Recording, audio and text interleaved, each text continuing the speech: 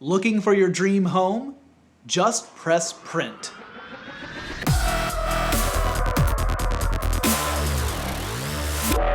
You know, I love 3D printing. I've talked about it a lot. In fact, the second episode ever of Forward Thinking was about 3D printing, and it was pretty thorough, but I've got to talk about it some more. So here's a way to catch up. It's also known as additive manufacturing because a 3D printer builds an object by laying layer upon layer of material until it's finished. It's less wasteful than regular manufacturing because you don't have to cut or carve away material to build your object. And in fact, the automotive and airplane industries have been using this technology for years in order to develop prototypes in a cheap and easy way. But I'm still not thinking big enough. You see, most of the 3D printers I've had experience with have been on the small side. The biggest one I ever saw was large enough to make a helmet that fit on my head.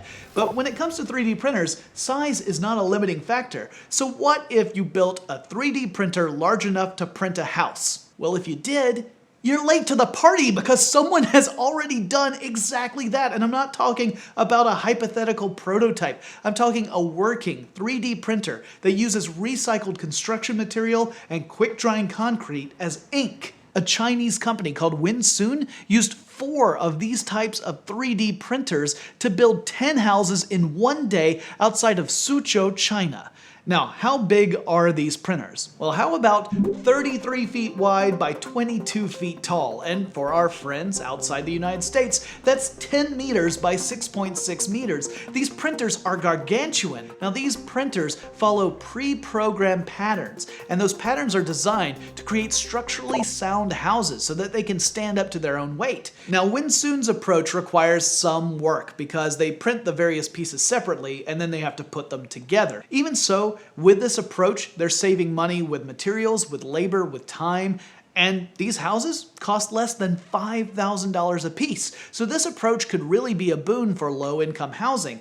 Now, you don't have to go all the way to China to see this in action. We have a company here in the United States called Contour Crafting that does essentially the same thing. Now, their 3D printer is mounted on a rail system, so it can roll up and down a construction site and build an entire house from floor to roof in one go, no assembly required. And Professor Barak Koshnevis, who is a pioneer in this field, says it would just take 24 hours to build a house this way. But this is just the beginning, and people are already talking about using this technology to build houses for people who've lost their homes in the wake of a natural disaster. And maybe as this technology grows and evolves over time, we'll see it being used to build the dream houses of the future. So you won't go to break ground on your new housing project.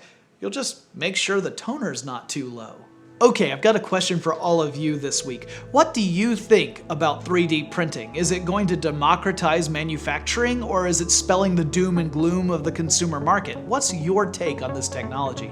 Let me know in the comments below. And if you enjoyed this video, make sure you hit that like button, share it with your friends, join the cool kids, subscribe to the channel, and after all that, this is just the tip of the iceberg. To learn about the really awesome future, check out these videos over here.